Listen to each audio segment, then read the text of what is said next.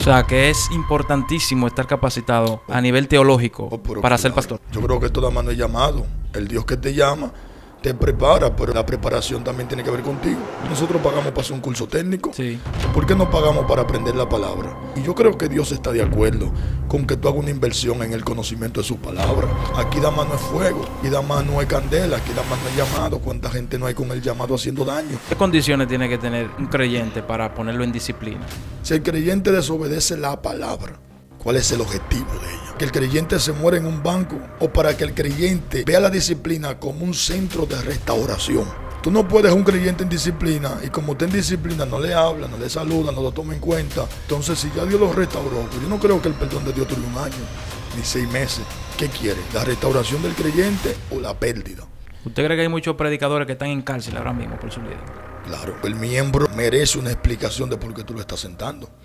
Eso de que disciplina callada, Ay. disciplina en silencio.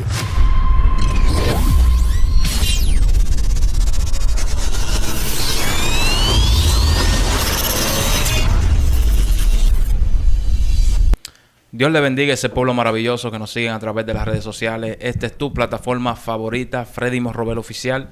Estamos para la edificación del pueblo de Cristo. Amén. Y necesitamos que usted escuche esta palabra de parte de Dios. Estamos con un ministro del Señor, que yo sé que Dios lo usa a través de estos mensajes.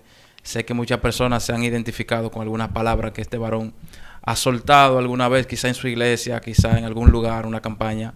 Y lo tenemos aquí para la gloria y la honra del Señor, para que pueda usted ser edificado. Con Dios y con nosotros está nuestro hermano Alexander Cabrera. Dios te bendiga, Alexander. Amén, Dios te bendiga, Freddy. ¿Cómo te sientes? ¿Cómo estás? Muy bien, gracias al Señor. Bendecido. Amén. Alexander, ¿cómo se da esa transición tuya de ese hombre evangelista que vive predicando en todos los lugares a pastor? ¿Cómo se da esa transición? Mira, una bendición. Ha sido una bendición para mi vida, aunque muchos no lo vean así, porque las cosas cambian. Las cosas cambian. Ya hay una unción diferente, sacerdotal, hay una madurez y sobre todo una mejor posición de cómo ver las cosas, porque ya tú vas tratando con un creyente, con la persona de más cerca. Como evangelista, tú predicabas la palabra y habían 2 o 3 que sentían la confianza de decirte cualquier cosa por teléfono o después de cada mensaje, pero como pastor ya tú lo ves a diario. Ese es tu día a día. Poder enfrentar situaciones, agregarte a un problema de un hermano para ayudarlo a solucionarlo, tanto espiritual como hasta económico. Entonces, es de más pasión, de más entrega. Y yo principalmente de manera particular, siento como que lo que estoy haciendo ahora realmente está dentro de lo que es el diseño de Dios. No es que un evangelista no lo sea, pero creo que estoy ayudando un poquito más, colaborando un poquito más para el reino, pastoreando las personas. O sea, que Dios tú siendo ahora pastor, ¿entiendes que estás haciendo un mejor trabajo o estás edificando o estás llegando a más personas? Estoy llegando a más personas. O sea, un mensaje no es igual que un consejo. Cuando tú a diario trabajas con problemas de personas que se van a suicidar, que lo van a soltar todo, que se van a descarriar, es a diario que tú lo ves más de 2, 3, 4, 5 personas y tú directamente puedes ayudarle porque la información te llega, la necesidad. Entonces el trabajo es un poquito más efectivo de cuando tú estás predicando, porque igual la gente decide cambiar de parecer cuando escucha el mensaje de la palabra, pero 1, 2, hasta 3, pero no se acercan a ti. O sea, cuando ya tú estás de manera personal, tratando con la persona, ya tú eres predicador, pastor, psicólogo, o sea, ya el trabajo es un poquito más directo, más específico, y tú ves el resultado de lo que tú estás haciendo de manera directa, porque la gente te cambia de semblante. No es lo mismo que una gente diga desde una multitud, gloria a Dios, Dios me está hablando, tú no lo escuchas. Pero cuando tú le hablas de manera directa, tú ves que el semblante le cambia. Que la palabra le está trabajando. Y que la palabra produce liberación. Sí. Y ya tú te sientes más tranquilo porque tú sabes que lo que está haciendo está produciendo liberación. ¿Qué cambió en el predicador luego de ser pastor? Carácter. Más pasión. madurez. Lo digo porque quizá ya cuando tú entiendes que tienes una membresía donde tú la estás tratando personal, donde tú tienes un conglomerado de gente que lo está tratando directo y entiendes la posición de cada uno de ellos, yo creo que ahora el evangelista se enfoca más en construir a esa vida que decir 2 palabras y me voy por ser predicador. Por eso te lo pregunto. Claro, la prioridad ahora es la iglesia, antes que cualquier otra iglesia. O sea, yo tengo días seleccionados para predicar. Yo no negocio el día que me corresponde estar con los miembros que Dios me va a llamar a cuenta. Ya tú, no es lo mismo predicar que doctrinar. Cuando tú estás en un púlpito y tienes 15 hermanos que están creciendo en el Señor, te hacen preguntas porque tienen la necesidad de aprender, de saber. Tú tienes que estar fortalecido en el conocimiento y en la palabra para tú poder responder conforme a la palabra lo que realmente el hermano necesita escuchar. O sea, que es importantísimo estar capacitado a nivel teológico para ser pastor. Yo creo que toda mano es llamado. El Dios que te llama te prepara, pero la preparación también tiene que ver contigo. O sea, tú no te puedes llamar tú mismo. Dios es quien te llama y te prepara y te envía y te respalda. Pero yo creo que la preparación tiene que ver contigo, con tu disposición, con tu inversión. Si tú tienes que pagar, porque nosotros pagamos para hacer un curso técnico, Sí. ¿por qué no pagamos para aprender la palabra? Para un curso teológico. Eso te va a formar y las personas que te escuchen sabrán que en ti hay sabiduría. Y yo creo que Dios está de acuerdo con que tú hagas una inversión en el conocimiento de su palabra. Sí, lo digo porque hay mucha gente que entienden que solamente es el llamado y por el llamado tengo la vocación y con eso es suficiente. Yo creo que mientras va aumentando tu responsabilidad como pastor, como líder, tú también tienes que aumentar la responsabilidad de la capacitación que tienes que tener para lidiar con todo ese diferente tipo de carácter que hay en tu membresía. Claro, porque para tú dar tienes que tener. Exactamente. Y tú tienes personas ahí con diferentes problemas. Hay uno que te llega por una situación espiritual, otro por una situación emocional, otro por una situación matrimonial. Otro por una situación teológica. Teológica, una confusión. Tú sabes, la gente que andan confundida en las redes sociales. Yo casi diario, sin mentirte, recibo preguntas que yo sé que fueron conseguidas por una confusión en las redes sociales. Okay. Y me mandan hasta el video, pastor, pero yo escuché esto. Y esto, ¿usted cree que sea así? Porque entonces yo tengo que sentarme a yo analizar por la palabra cómo le respondo. Y saco un día para dedicarle ese tiempo al varón. Y no al varón, aprovecho y doctrino la iglesia. Entonces, sí, miren, esto es así. Claro, sin ofender a la persona a la cual ellos escucharon. Yo trato de yo por la palabra poder identificar cuál es mi compromiso y enseñarle cómo está en la palabra. Con el temor de equivocarme, con el temor de instruir personas en el error. O sea, tú tienes que estar bien seguro de que lo que tú vas a enseñar está conforme a la voluntad de Dios, a la interpretación real. Pero para eso tú necesitas el Espíritu Santo, tú necesitas una vida de estudio. Aquí da mano es fuego, sí. Aquí da mano es candela, aquí da mano es llamado. ¿Cuánta gente no hay con el llamado haciendo daño? ¿Cuánta gente no hay con el llamado haciendo, provocando divisiones en las iglesias por un mensaje que no proviene de la palabra? Eso es importantísimo, Alexander. Mira, y tocamos un punto que es crucial en la vida del nuevo creyente. ¿Por qué? Porque entiendo que en estos últimos tiempos se están tomando muchas cosas en cuenta para bautizar a un creyente, a un nuevo creyente, que yo entiendo que no deberían de ser las cosas que se deberían de tomar en cuenta. Por ejemplo, ¿qué son las cosas que tú tienes que ver para que un nuevo creyente pueda ser bautizado? Mira, Freddy, yo creo que la Biblia tiene un sinnúmero de reglas para distintas cosas.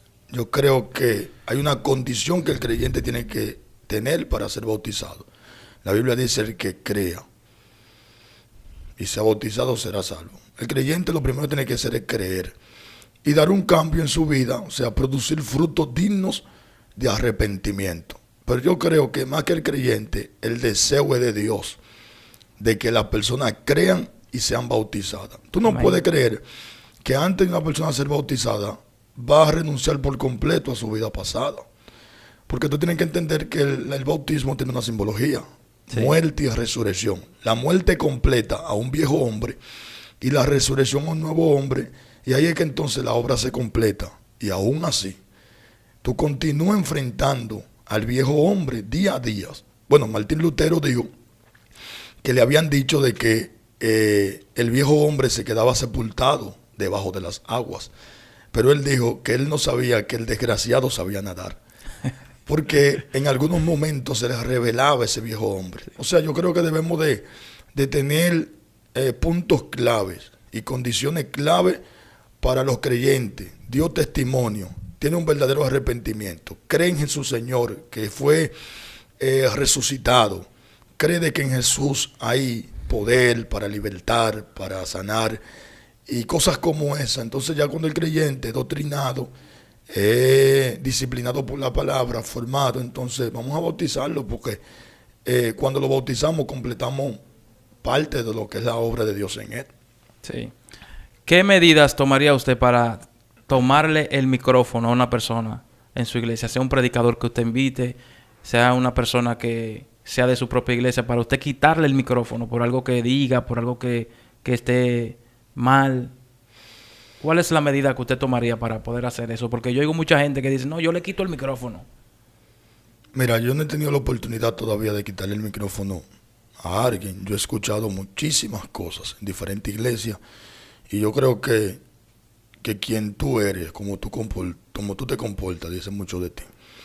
Esa actitud de quitar el micrófono a una persona por cualquier cosa que haya dicho o por un texto que haya tergiversado, yo creo que no es la forma. Tenemos que tener un poquito más de cuidado, porque yo creo que hay tiempo para refutar eso, y más en mi caso como pastor de la iglesia. No, predica, gózate, ajá, termina tu mensaje. Cuando tú termines, no tiene que ser ese mismo día.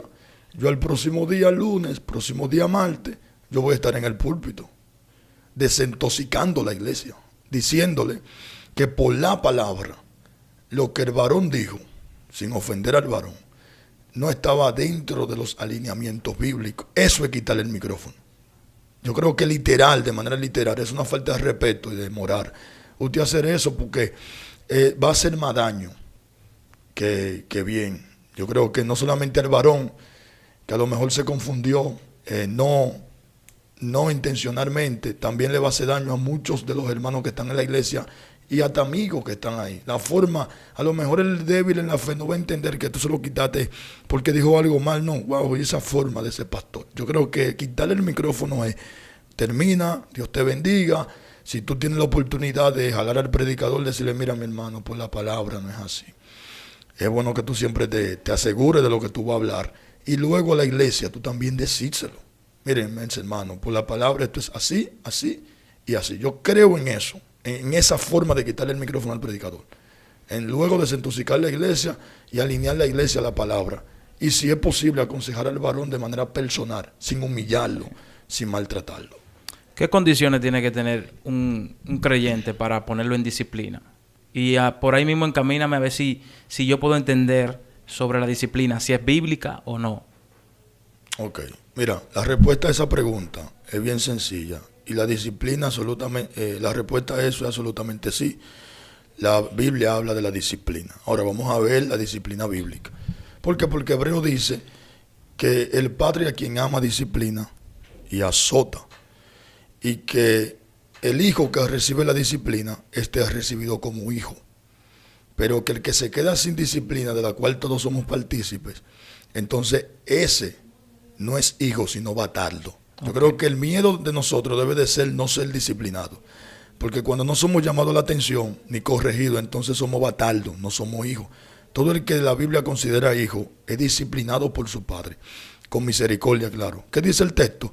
Que al principio la disciplina no es motivo de gozo, pero que luego da fruto apacible.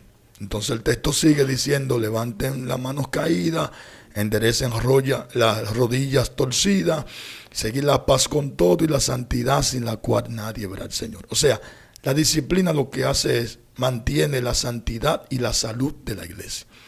Okay. Ahora, ¿qué tiene que hacer un creyente para ser disciplinado? Desobedecer los alineamientos bíblicos. La Biblia dice, nos amoldéis al pensamiento mundano, no nos comportemos como los mundanos, no somos de este mundo, pero no debemos de compartir las cosas de este mundo. Si el creyente desobedece la palabra y se sale de la metodología bíblica, del cuadro bíblico, entonces el creyente debe de ser llevado a la disciplina. ¿Pero para qué? ¿Cuál es el objetivo de ella?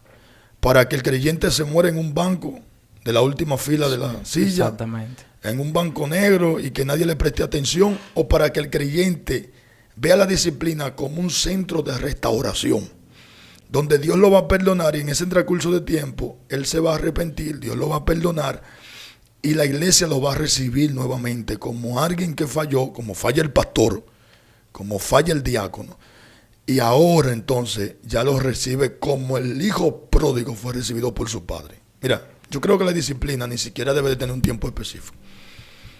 Dice que por pecado 1 año. ¿Cómo debería ser según tu punto de vista? Yo voy a decir esto. Yo creo que no debería ser de que si tú haces esto 1 año, si tú haces esto 2 años. Porque, wow, sería una cárcel. Sería una metodología humana. Yo creo que lo que la Biblia busca en el creyente es que el creyente sea restaurado.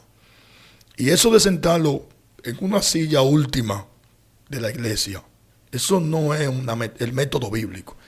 Yo creo que mientras el creyente esté en disciplina, es donde el pastor debe de estar más cerca del creyente, así como el médico está cerca del paciente cuando está en su estado grave.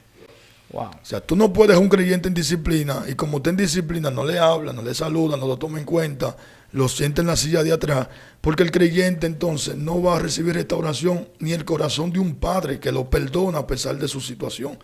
Entonces, ¿qué pasó con el hijo pródigo? Se fue de la casa, gozó todo lo que tenía, pero dice la Biblia, volviendo en sí. O sea, la misma vida se encargó de disciplinarlo. Volviendo en sí, dijo, iré a la casa de mi padre porque allí yo voy a estar mejor, allí los jornaleros están mejor. Pero veamos la actitud del papá. ¿Cómo lo recibió el papá? Mi alma adora a Dios. Wow. Con los brazos abiertos. Muchos teólogos dicen que estuvo siempre a la puerta esperándolo. Lo recibió con los brazos abiertos. Lo sentó en la silla de atrás. Le puso una ropa negra. Lo amarró con cadena. No le prestó atención. No. Búsquenme la mejor ropa.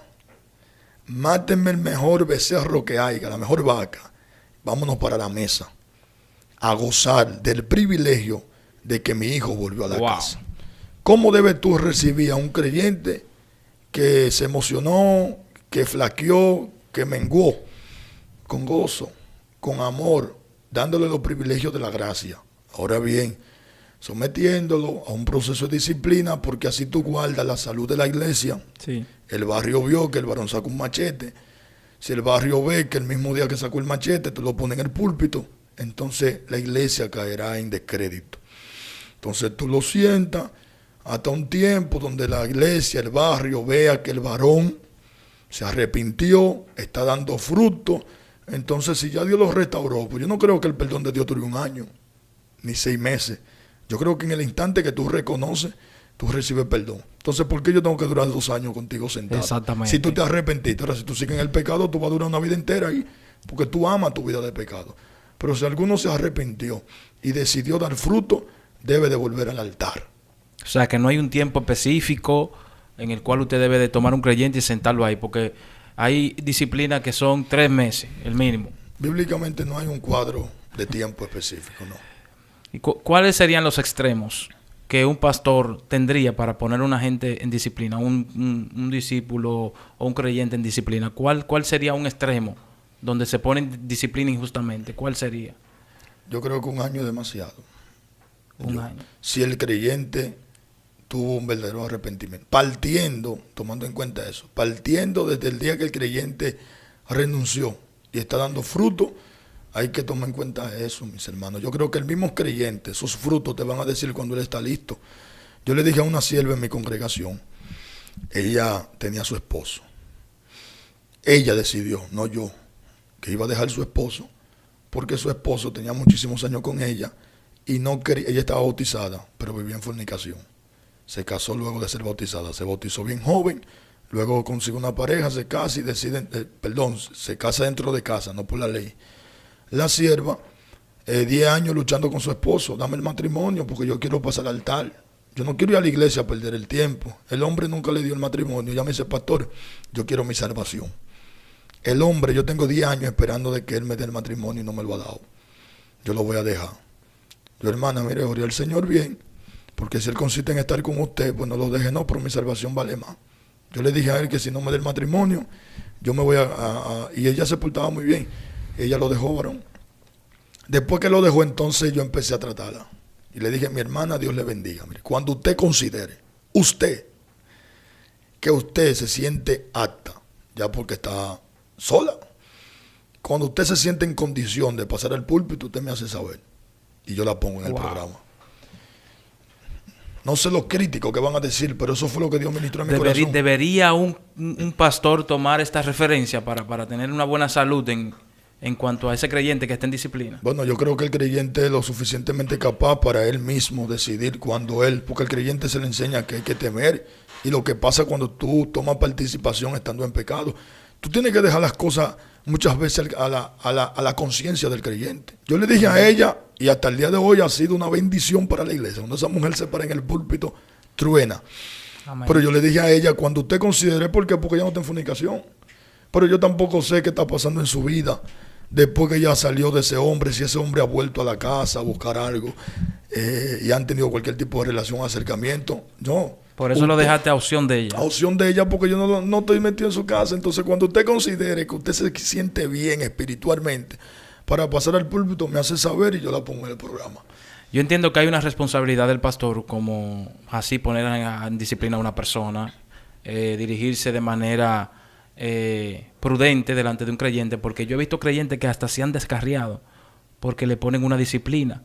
Haré yo entender que la disciplina es injusta, se descarrían. Yo he tenido personas que se me acercan y me dicen, no, yo me fui de la iglesia por esto, porque un pastor o porque un líder de jóvenes me dijo esto y esto y esto, y yo entendía que eso fue injustamente.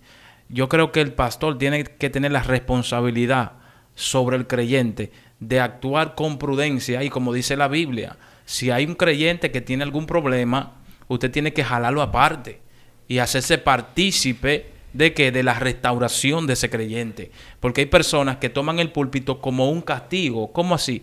Le quito el púlpito, lo siento y le digo, usted hizo esto y esto y esto, y punto. O sea, no se relacionan con la persona. ¿Cuál es la intención? ¿Cuál es la intención tuya de restaurar si ahí no se ve ningún tipo de acción que vaya conforme a la restauración de ese creyente? Debería de ser la restauración el objetivo. Sí. Y ponen fecha específica de cuánto va a durar esa persona en ese asiento, pero durante esa temporada de disciplina, durante ese tiempo de disciplina, no se le acercan, no lo llaman, no le dan una palabra, porque nunca lo quisieron restaurar, nunca quisieron hablar de una manera que esa persona se conforte espiritualmente. Entonces, cuando tú ves que tú estás delante de una persona que lo que te tiene es como su enemigo, entonces tú dices, ¿dónde está mi restauración? ¿Quién me ayuda? Porque si ya caí, si ya cometí un pecado, ¿quién me ayuda? ¿Quién me conforta? ¿Quién me transforma? Ahora, ¿quién me da la mano? Porque vemos gente que luego de que un creyente tiene una dificultad, cae en pecado, le pasan como esta gente le pasaban al samaritano. Yo creo que sobre todo debe de haber misericordia.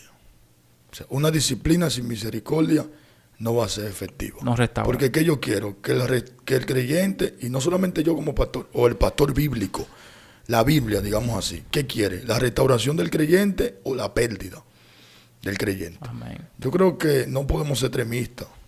O sea, yo no puedo deliberadamente darle el púlpito a un creyente que no tiene condiciones espirituales para tomarla. Pero tampoco puedo dejar sentado a un creyente que da fruto digno de arrepentimiento, que no tiene ninguna situación de pecado, para usted, porque cometió un pecado hace 7 meses, hermana, pero eso fue un segundo. Ya él se restauró, ya él está ahí, él no ha vuelto a hacer eso. Yo creo que debemos darle paso, porque ni siquiera el púlpito es quien determina la salvación de nuestra alma. Hay mucha gente en el púlpito que se va a perder. Uy. Y hay otros en la silla que se van a salvar. Entonces, ¿qué tú prefieres? ¿En el púlpito, candidato al infierno, o en una silla, candidato al cielo? Entonces, tenemos que cuidar el altar, pero también cuidar, sobre todo, el alma del creyente. Así es. O sea, que el creyente no se vea tentado, que el creyente no se vea en un proceso de quebranto solo, de tal manera de que se vea en la tentación de renunciar a este evangelio y que no pueda ver a un Dios de amor y de misericordia en su proceso. Es ahí donde el creyente va a ver el amor de Dios. La disciplina es un método, y voy a soltar esto que me llegó ahora mismo. La disciplina es una manifestación del amor de Dios. Porque cuando tú pecas, Dios puede matarte. No, Dios decide disciplinarte. Porque esa es la alternativa que tiene para no matarte, sino para demostrar su amor, mostrar su amor hacia ti. Te disciplino, te quebranto para que tú sepas que lo hiciste mal, pero te dejo con vida. O sea, te dejo con oportunidad de salvarte. Antes, en la ley, Dios mataba gente, nada ya vio. Y pasaron muchísimas cosas. Mas, sin embargo, la disciplina es una manifestación del amor de Dios. Por eso el texto dice en Hebreo, el escritor a los Hebreos, capítulo 12, dice que el Padre a quien ama, disciplina. ¿Y qué padre que tenga a sus hijos no lo va a disciplinar? Tú con tu niña, tú la amas mucho y eso es lo que te hace a ti, el amor que tú sientes por ella, de disciplinarla. A ti no te importa mucho el hijo del vecino, al vecino debe de importarle su hijo. A ti te importa corregir tu niña porque tú necesitas el bienestar de ella. Entonces también los creyentes deben de ver la disciplina desde ese punto de vista. Si tu pastor te está disciplinando por una disciplina justa, por algo que tú hiciste mal, no lo veas como un castigo, velo como una oportunidad de Dios y de tu pastor, de que tú seas restaurado y que la salud de la iglesia se mantenga estable. Porque cuando hay de todo en el púlpito y no hay ningún tipo de restricción, entonces la salud de la iglesia se pierde y vemos una iglesia enferma. Entonces tenemos que cuidar el altar, pero también cuidar el alma del creyente. Amén. ¿Cuál sería el trabajo o qué tú consideras que es el trabajo de los líderes que forman el cuerpo oficial de la iglesia? Cuidar, ayudar al pastor, pero no con el sistema de ahora. ¿Cuál es el sistema? No, pero los líderes ahora están pendientes a cualquier cosa que pase para destruir al joven, para destruir al creyente, para llevarle chisme al pastor. Yo creo que no debería ser así. Yo creo que el líder debe de tener la capacidad paralela al pastor, de poder restaurar, de poder observar cualquier actitud del creyente y llamarlo. Y si no es necesario llevarle la información al pastor y que se malinterprete o que el pastor le dé otro tenor, no lo haga. Para eso tú estás ahí como diácono, para tú aconsejar y ser ejemplo en todo. O sea, las diáconas están ahí para ser ejemplo a la jovencita soltera. Pero ¿qué ejemplo están dando los diáconos ahora? ¿Cuál es el trabajo de ellos? No quiero generalizar. Hay diáconos que son de Dios, hay diáconos que están haciendo su trabajo, pero hay diáconos que están pendientes y están en ola de chisme, que no es el diseño divino de Dios para un diácono. Un diácono no puede ser pendenciero, no puede ser chismoso, marido de una sola mujer. Tiene que ser sabio, prudente, misericordioso. Entonces, ¿qué están haciendo los diáconos en la iglesia? Por eso los diáconos hay que orar bien y saber seleccionar. ¿Usted cree que el cuerpo oficial de la iglesia puede corregir al pastor? Claro, para eso están. Yo creo que ellos están no solamente para vigilar el comportamiento de los creyentes, sino para vigilar el comportamiento del pastor. Bueno, yo soy un pastor que yo estoy open a cualquier corrección, con altura y con la palabra. Es que yo soy un ser humano y yo creo fielmente en que los pastores también fallan. Entonces, si no hay un cuerpo sabio oficial que vigile, no con intención de buscarle la mancha en el vestido al pastor, sino de estar bien atento a la palabra, por eso tienen que estar bien en conocimiento, y decirle al pastor, usted dijo algo que no fue agradable, con altura. El pastor lo va a recibir. Si el pastor es humilde, el pastor va a recibir la corrección y te va a decir gracias, mi hermana. Ahora, no se lo diga a medio cuerpo de la iglesia y después vaya donde el pastor a corregirlo. No, pastor, mire, con mucha altura, con mucho respeto que usted se merece. Usted es un hombre de Dios y usted ha sido en mi vida más que un padre. Pero usted dijo esto. No creo que haya sido bien haberlo dicho. ¿Usted cree que usted puede hacer también corrección? El pastor te va a decir, el pastor es humilde de Dios, te va a decir gracias, mi hermana. Y el pastor te va a tomar en cuenta por esa sabiduría que tú tuviste de ir donde él y te lo va a agradecer. porque no lo publicaste por allá, sino que lo corregiste personalmente. Con altura tuviste el valor para hacerlo. Hay muchos pastores que necesitan ayuda. Eso es así. Vamos a hablar claro, Alexander. ¿Tú no sabes que hay pastores que han puesto hasta en disciplina a un creyente por celo ministerial? Yo oí el testimonio de un pastor terrible que decía que cuando él veía a un nuevo creyente que estaba subiendo con ese auge de la palabra del Señor y estaba siendo respaldado por el Espíritu Santo, ese pastor lo que hacía era que, como tenía iglesias, hijas, enviaba a ese nuevo creyente o a ese creyente hacia otra iglesia y lo desplazaba, porque no podían estar dos predicadores ahí con unción juntos en la misma iglesia. Se sentía amenazado. Wow. A lo mejor la forma de cómo nos manejamos nos ayuda a que no seamos llamados a corrección. A lo mejor la forma hasta ahora de cómo hemos usado la palabra. Porque cuando tú usas la palabra y te acopla a pensamientos bíblicos, entonces tú no recibes corrección porque estás haciendo la cosa bien. No hay ley para ti cuando lo haces por la palabra. Pero yo creo que sí los líderes deben de estar llenos del conocimiento de Dios para que puedan evaluar a su pastor. Porque si el líder no tiene conocimiento y el pastor se desliza o lleva una falsa doctrina de manera inconsciente, no habrá líder que pueda ayudar al pastor a volver al alineamiento bíblico. Entonces los líderes deben de estar bien capacitados con relación a la palabra. En concendiente al líder que tiene celo ministerial, si podríamos decirle así, es penoso. Porque yo creo que uno de los gozos de Pablo era ver sus hijos crecer en el Señor y poder ser tal como Él es. O sea, yo creo que ese llamado de ser imitadores de mí como yo soy de Cristo es un llamado al crecimiento. Ojalá yo y en mi iglesia surjan 70 pastores mejores que yo. Gloria a Dios. Porque será menos trabajo para mí. Cuando tú tienes 70 pastores con la pasión que tú tienes y con las intenciones que tú tienes, entonces tú vas a tener 70 miembros menos que corregir y 70 miembros menos que te den dolor de cabeza. Y tienes 70 iglesias sin tú saberlo, porque esos 70 pastores pueden salir a diferentes campos blancos. Entonces yo creo que eso de que está creciendo un evangelista, el mensaje de él está opacando el mío. Óyeme, yo estoy claro de eso sucede. No debería a ti de turbarte porque no importa lo bien que predique el evangelista, al final tú eres su pastor y el mensaje del pastor es incomparable. El mensaje del pastor es un mensaje, si es bíblico, es pan para el sediento. La iglesia siempre tiene la necesidad de escuchar el mensaje del pastor porque es totalmente diferente. El pastor sabe a quién le está hablando. El pastor, Dios le ministró para hablar ese domingo en la iglesia. Entonces tú no puedes sentirte turbado como pastor porque hay un creyente que esté superando los límites o que predique un mejor sermón que tú, porque es el llamado de ese varón. Ahora el tuyo es de ser pastor. Y si todavía ese varón crece de tal manera que llega a las naciones, llega a impactar muchísimas almas, donde quiera que él vaya, le van a preguntar por su pastor. Así es. Y él va a decir, mi pastor es fulano. Entonces al final tú quedas siendo el patrocinador, el padre de ese ser humano, y tú no sabes hasta qué lejos te puede llevar ese predicador solamente por tú ser su pastor. Déjalo que fluya.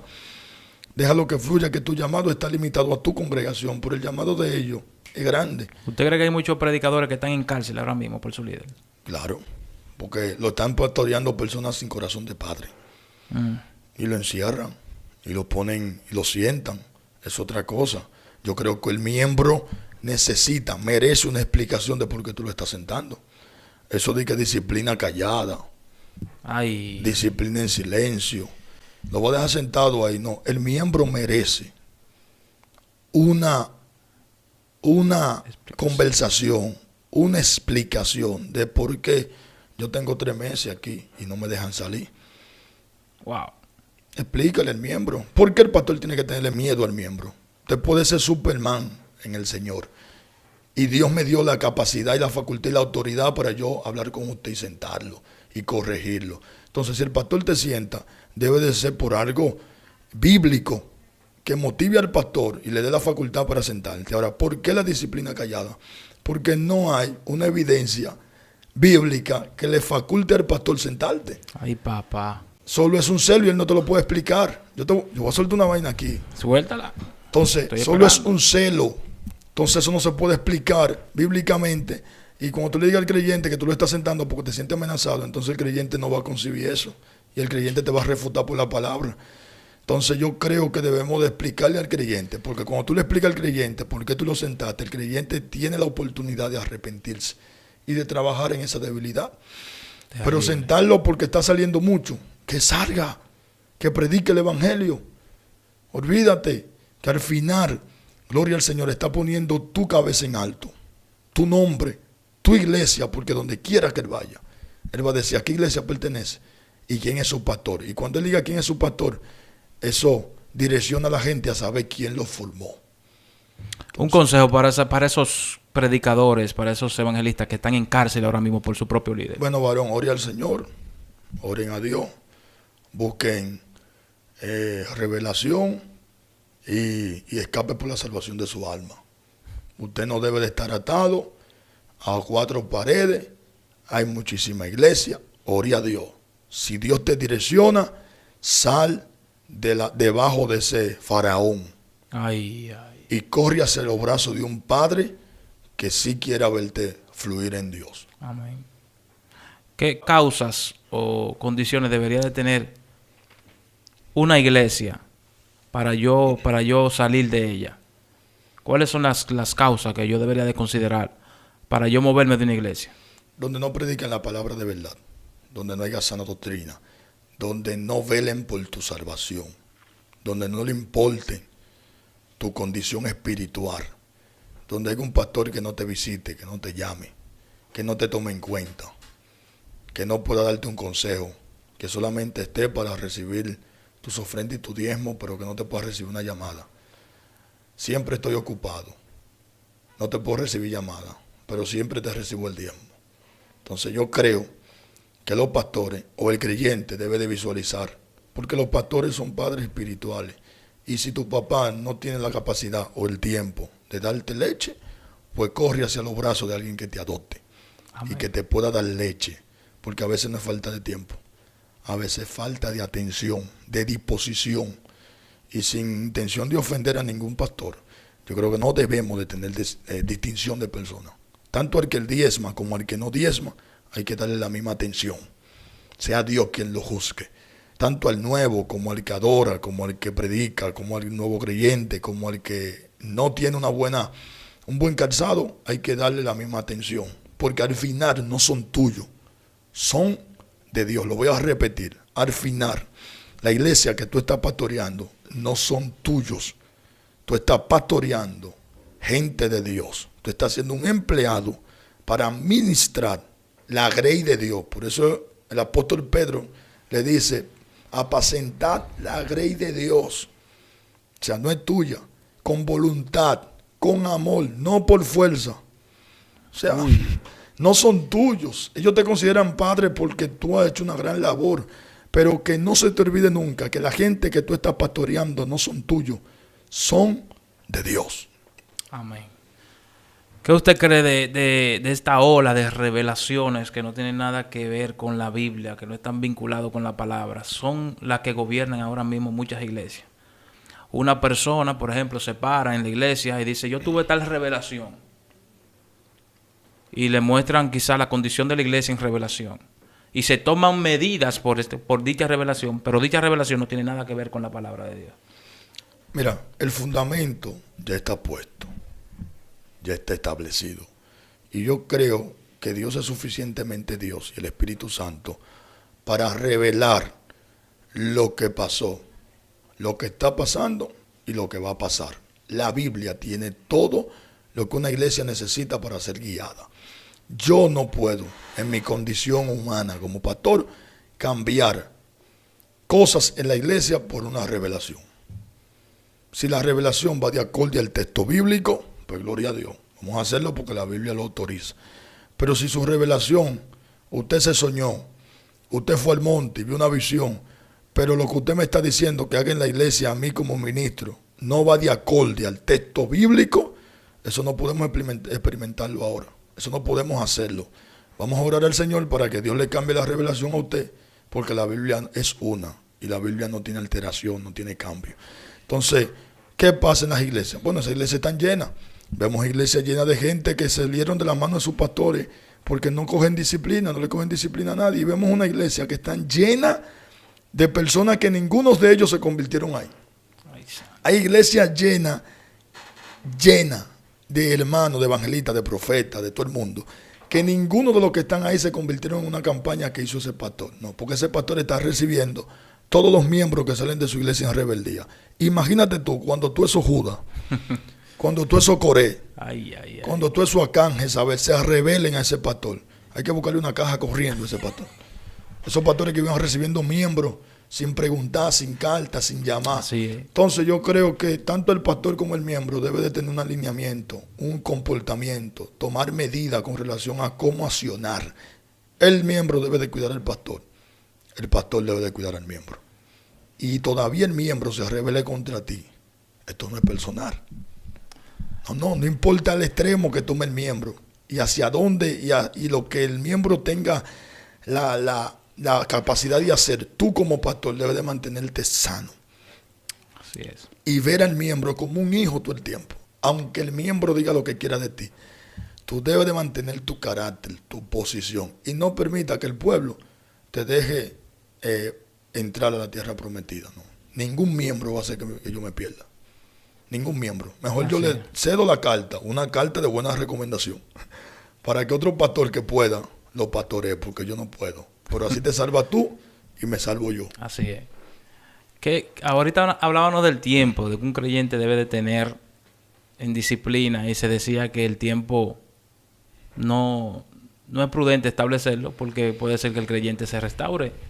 Y nosotros, por querer establecer un tiempo, el creyente dure más tiempo de lo que ya se merece, porque ya si Dios lo perdonó, si ya Dios hizo el trabajo que iba a hacer en él y él entendió, pues no amerita que se tome mucho tiempo. Pero ahora yo quiero que tú me digas qué medidas se toma con una persona que le dice que está enamorado, que tiene a alguien que con la que quiere orar, con el que quiere orar.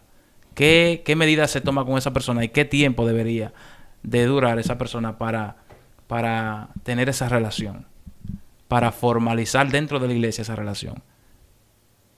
Ok. Mira, hay que tomar en cuenta siempre la edad, porque dentro de ese cuadro caben personas adolescentes, adultos, ancianos. Yo creo que hay que tomar en cuenta y considerar quién está en la condición, en esa condición de una relación. Porque si una mujer que tiene 3 hijos, tiene 30 y pico de años, ya ha vivido una vida sexual, conoció un varón y están orando, ¿cómo tú como pastor le vas a decir que duren 2 años, 3 años? Tú estás abriendo un portal para que esos hermanos caigan en tentación. ¿Dios le habló? Sí. ¿Están seguros que Dios le habló? Sí. ¿Vamos a casarlo? O sea, el pastor no interfiere. No, eso no debería va de interferir, porque es una relación íntima, personal del creyente. El pastor puede dar un consejo. Ora. El pastor debe de asegurarse. Y asegurarse, cuando hablo de asegurarse, es que ellos estén conscientes de que Dios le habló. Nosotros lo doctrinamos, le decimos que es el matrimonio. Es un solo matrimonio, hasta que la muerte los separe. Mire, esta mujer tiene situaciones, conductas emocionales que a ti no te van a agradar. Tú tienes conductas que a ella no le van a agradar. ¿Están de acuerdo? No importa, sí, queremos casarnos. Delen. O sea, que la percepción de usted sobre una persona, por ejemplo, que viene a querer tener una relación con una miembro de usted, si tiene cualidades que usted ve y nota que no están bien o no están alineadas conforme a la palabra del Señor, usted no interfiere y usted no habla, usted no dice nada. Ya, porque si Dios te lo muestra y ya tú puedes ver por los frutos y el tiempo que tienen conociéndose que el varón no tiene buenas intenciones, pues tú eres el pastor de la hermanita. Sí. Por lo menos la hermanita, mire mi hermanita, yo puedo ver esto y esto. Yo creo que no le conviene hacerlo ahora, espere que el varón dé un poquito de fruto y pueda producir un cambio genuino. Pero la sierva es quien tiene toda la opción de ella decidir. Si la hermana me dice, pastor, yo no puedo seguir esperando, yo lo quiero así, cásese mi hermana, Dios le bendiga, yo puedo ser de todo, yo puedo orar por ustedes para que Dios los bendiga, y yo voy a seguir siendo sus pastores, pero es una decisión personal. Yo no creo que ningún pastor pueda decirle a una hermana, no te cases con él, o él no puede, o no, dígale las cosas como son. Mira, yo no veo condiciones en él. Pero decirle no queriendo la hermanita, No, es una situación personal. Pastoréala hasta donde ella te permita que tú la pastorees. Wow. Tremendo, tremendo. Y el tiempo que dura un nuevo creyente, quizás que no ha tenido ningún tipo de relación, ¿qué tiempo debe de tener o de esperar para poder formalizar una relación? Usted como pastor. Mira, yo creo que el creyente, un nuevo creyente principalmente, yo creo que él sí debe de completar, yo creo que los parámetros de por lo menos ser bautizado. Porque el creyente o nuevo creyente que se enamora sin ser bautizado y que está siendo doctrinado, eso en el caso de un nuevo creyente que esté camino, sea candidato a bautismo. Yo creo que si se enamora en ese proceso puede perder el enfoque. Yo creo que primero vamos a cocinarlo, vamos a darle muerte a ese viejo hombre. Ya él entiende por la palabra cuáles son los requisitos para un matrimonio. El varón reúne las condiciones espirituales y económicas. Entonces, se hace responsable de tomar esa joven, que bueno, me estoy en amores pero no trabajo. Estoy en amores pero no tengo dónde mudarla, vivo en la casa de mi padre. No, varón, pero condiciónese, busca un trabajito, vaya formándose. Y la hermana tiene que tener la sabiduría y ser sabia y ir viendo si el varón realmente está dispuesto a casarse con ella. ¿Qué ha sacrificado? ¿Qué ha logrado? ¿Qué esfuerzo ha hecho para que esa relación se dé? Entonces yo creo que el creyente por lo menos debe de esperar ser formado, bautizado. Y luego, yo le he dado consejo a algunos jóvenes, hijos en la fe, que me han dicho que lo he visto desesperado y están bautizados. Mira, mi primer consejo es, por lo menos, ir detrás del ministerio que Dios tiene para ti. Sí. Porque el ministerio cuesta. Y yo creo que el ministerio requiere de mucho tiempo. Entonces yo creo que antes de la novia tú debes de tratar de saber cuál es el ministerio donde Dios quiere. Y después que tú te estables ministerialmente, entonces vamos a darle a la relación amorosa. Amén. Te voy a hacer esta última pregunta para finalizar. ¿Usted cree que dentro de la iglesia, uno como pastor, o usted como pastor, tiene la oportunidad de manipular al pueblo? Claro, la oportunidad está. Yo soy el pastor de la iglesia. Se abren oportunidades para manipular a la iglesia, según su antojo. Claro que sí. Ahora estamos de que el pastor ceda a esa opción. El pastor que lo hace, Dios tenga misericordia. Pero como pastor y como cabeza, tú mismo tienes la facultad de enviar un pueblo completo hacia el infierno. Wow. O de llevarlo al cielo. Porque la iglesia está ahí para escuchar lo que dice el pastor. Y dicen amén a todo lo que dice el pastor. El pastor tiene que tener cuidado con lo que va a hablar y con lo que va a predicar.